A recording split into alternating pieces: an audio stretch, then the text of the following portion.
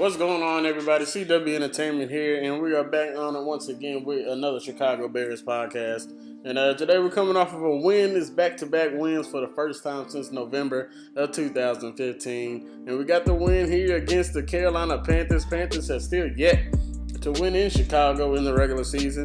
And the Bears making sure today as we get the 17-3 victory. Game was over at halftime, apparently, because neither team decided to score in the second half. But it was once again another ugly performance by the offense, man. The offense just has literally done nothing this year. And the stat line, it doesn't look pretty. Mitchell Trubisky, 4 for 7, 107 yards, no touchdowns, no interceptions. Jordan Howard with 21 carries for 65 yards. And then Mitch Trubisky had 5 carries for 3 yards. He almost scored on one of his runs, though. And he just happened to be down right before halftime. Definitely would have put the game away. All the other games are already away, apparently, because the defense was on lock. And then the receiving, we got a reception out of Tariq Cohen. It was a 70-yard pass play right before halftime. He was able to come underneath it, get the ball, and then he was able to take it all the way down to the 5-yard line. Zach Miller came down with a couple grabs. He had 2 for 29 yards, and then there was another pass to Gentry on third down. I believe it was like a 3rd and 15. He was able to get like 8 on the reception. And that did it for Trubisky, man. We didn't see much out of him for passing-wise. But, I mean, he dropped back more than 7 times. But, shoot, man. I mean, he got sacked a lot as well. Offensive line, this definitely was probably the worst offensive line play that we saw this year. The line just was getting hammered all game long, coming off the edges. Tackles didn't have that great of a game. Had to say a lot of blame. Maybe goes on them. But even in the run game, I mean, there was a lot of times where nobody was able to get loose. And the runner up costing us, being able to extend drives. I mean, our defense was on the field literally like the entire game. I mean, it was unbelievable. I mean, it's amazing how the Bears have even won this game, especially the way the Panthers were just dominating the time of possession. I mean, literally, you're not going to win those games when Carolina has the ball for 38 minutes and you only had it for 21 minutes. It's kind of funny, man. It's funny. But, hey, we'll take it, man. And let's go ahead and give out the game ball, man. Player of the game. No doubt. Rookie safety. Eddie Jackson out of Alabama. Getting that game ball, baby. He definitely deserves his player of the week. Definitely, hey, look, man. He made 2 great plays. Well, one play was, you can go ahead and say that first touchdown he scored was a little fluke. I don't know how in the world Carolina's dude dropped the ball, but regardless, it was his fault on the play anyway. Instead of Cam Newton. I mean, Cam Newton pitched a perfect pass, and the dude just absolutely dropped it. And then Eddie was there, man. The ball got kicked around. He squirted out a little bit. Ed Dixon tried recovering it, but he couldn't get on it. And then next thing you know, Eddie Jackson just has a nose for the ball, man. He just knows where that ball's going to be. He's able to go under there, scoop it up perfectly, and he runs it all the way back for a 75-yard touchdown. I mean, man, you just got to love Eddie Jackson. We've been waiting for this kid to make some plays, and he is starting to do that. He literally almost had more yardage than the Bears did alone. Then the next play he made, I don't know if it was the next drive or a couple drives later, whenever it happened. Panthers once again driving down inside Bears territory. He went looking for Kelvin Benjamin. Ball got popped up in the air. And who do you know is there? It's Eddie Jackson once again running underneath it. And he's going to get the pick six, 76 yards for a touchdown. This boy Eddie Jackson was on another level today. Wanted to win the Bears game alone, single-handedly. And it was nice to see, man. The defense is finally starting to become what we were expecting them to be this year. They're starting to generate turnovers, and they're starting to make turnovers into points. That's the big thing right there. They're taking these turnovers, and they're making them into points. Reminds me of these old Lovie Smith days when, I believe it was back, I want to say 2011, 2012, one of those years. But Lovie Smith and them, they just had like 3. Actually, it might have been more than 3. It was a big stretch. They went where they got at least an interception or a fumble for a touchdown in like a 4, 5, 6 game stretch. They kept getting pick sixes. They just kept taking them all the way back. And it was a nice sight to see. And that's the last time we've really seen a good Bears defense. I mean, they've been getting better here over the years with Fangio and Fox. But it's definitely finally glad to see that this team is producing turnovers. Another big thing, man. Let's shout out that front 4, front 7. They were wreaking havoc in the backfield the entire first half. They did get a little soft now. they were getting a little bit soft in that run game, man. They looked like they were able to run up the middle quite easy today, but they did, for the most part, they did their job for the most part. But they were able to harass Cam Newton all game today, man. They got 5 sacks. We started seeing Leonard Floyd coming out party. Now, I did get nervous when Floyd went down, man. I thought he was going to be gone, but I didn't know. Well, we didn't know what the injury was, but I was, oh no, because he was sitting there holding his wrist or his hand. I was just like, oh no, not Floyd, man. We need this pass rusher. And Floyd was all over the place for the majority of the game. I mean, he was chasing Cam down like it was nothing. And Cam was probably the best running quarterback in the league right now.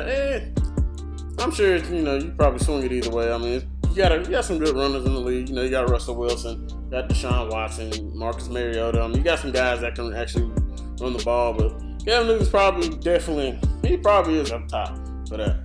But yeah, I mean, he was just chasing him down. Akeem Hicks got him a sack.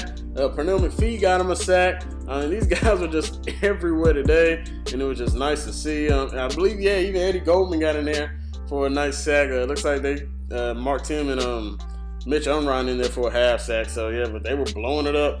Another big play in the game happened. It was the 4th down and 2 play. Carolina decided to go for it instead of taking the points.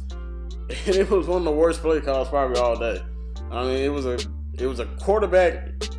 I don't know if it was technically a draw, but it was like a quarterback blast play. Cam Newton just literally sat there in the backfield just trying to dance, trying to find a hole, and there was absolutely nothing. I'm surprised they didn't try to throw the ball a little bit more, especially on a 4th down and short. I mean, the corners have been playing great these last couple of games, but a 3rd down and short, you got a 6'5" receiver in Kelvin Benjamin. You got a 6'3", 6'4" receiver in Devin Funchess. You got Ed Dixon. I mean, that's a big threat right there. They just chose not to really throw the ball too much when it came to those receivers. Now, they did get some solid targets, but on a 4th and 2, I was definitely caught on guard with them trying to run like a quarterback blast type of run. And it definitely didn't work. I mean, the defense was all over it. Eddie Goldman blasted through there.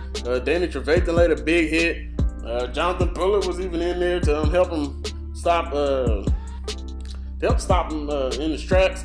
It was definitely a big turning point because it looked like the Panthers finna go down here and just look like another game. Oh, okay, here come the Bears defense. They're letting up now. Here come the Panthers. Panthers finna go ahead and put this ball in the end zone. Kelvin Benjamin's probably gonna make a one-handed grab or something like that.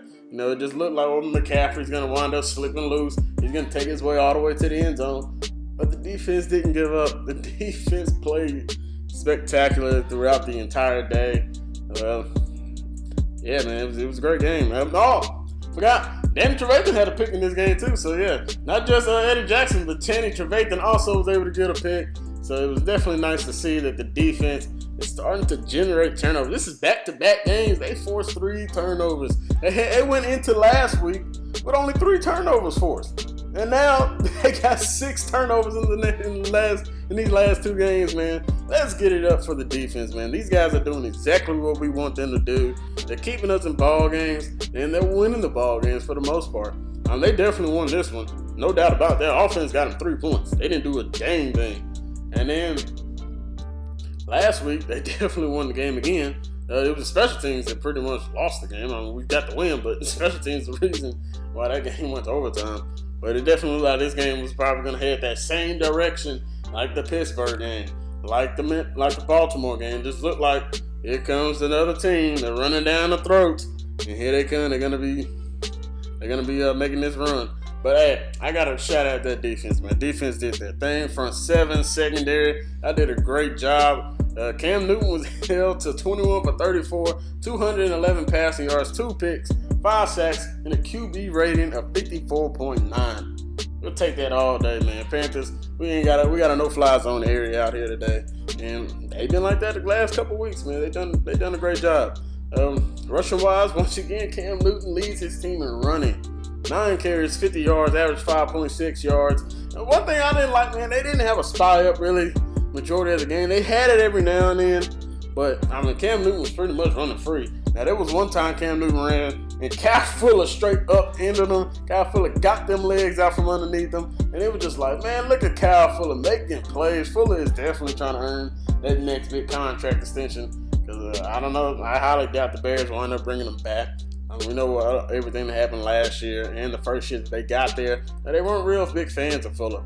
So, he's definitely trying to make his name for himself in the league. That, hey, look, he's got the heart. He's going to be in and trying to play. And he wants to be paid. And you can't blame him. But anyway, offense got to get it going. Offense is consistently not doing anything. Once again, it was just a bad day offensively. They were passing wise, it was efficient, but like I said earlier, it was one of the worst games for the offensive line. The offensive line absolutely, every time they dropped back to pass, it was pretty predictable. It looked like some old school offense, really. It reminds me of what Jeff Fisher used to do with the Titans. He would run on first down, run on second down. If it was long enough, he would run it again. If it wasn't long enough for them to run the ball, he would just pass it. It was literally run, pass, run, pass, run, pass. It was hardly ever where it was a pass on first down or a pass on second down. And then if it was pretty much a sack. The offensive line did not do a great job for the most part. Trubisky sacked 4 times for 22 yards. But Trubisky, he was efficient. Now, there was one pass Trubisky got away with. He was looking for Zach Miller. The ball sailed on Zach Miller. And like the commentator said, if the DB would have been a half second quicker to react, that definitely would have been a pick. And there's a good chance it could have even went for a pick 6. It was literally inches away from being in the arms. I believe that was the first drive. Yeah, it was the first drive of the second half. So, offense, we got to get something going. There's a lot of people that blame Fox for the offense. Fox is a defensive coach. So I don't know if you can really blame John Fox for that. I would think this is under Dal Loggins' belt that the offense was so dang predictable in this game.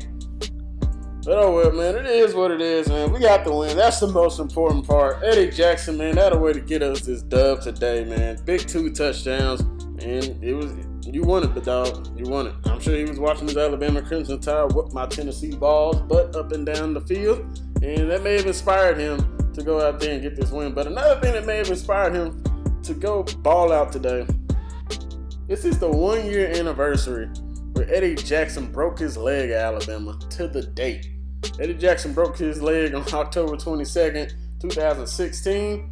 And look what he does a year later, man. Right now, he's looking like a big steal in this draft. He had first round grades until he broke that leg. Shout out to Ryan Pace for picking up this one. This is a good draft class so far.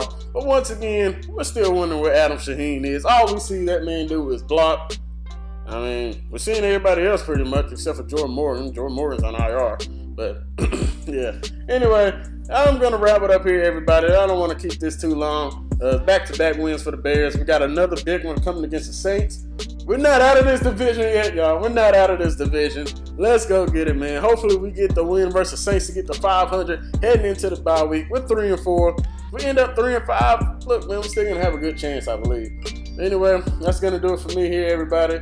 I want to say thank you all very much for listening to the podcast. If you guys did enjoy it, make sure you guys hit the like button, leave a comment, hit the subscribe button to stay up to date with the Bears news I'll be bringing after the game reviews. I know I've been slacking on it some, but last week was so hard for me to just process that game, how everything unfolded. That's why I didn't want to do one last week.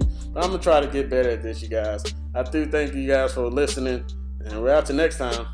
Let's get it, man. Bear down.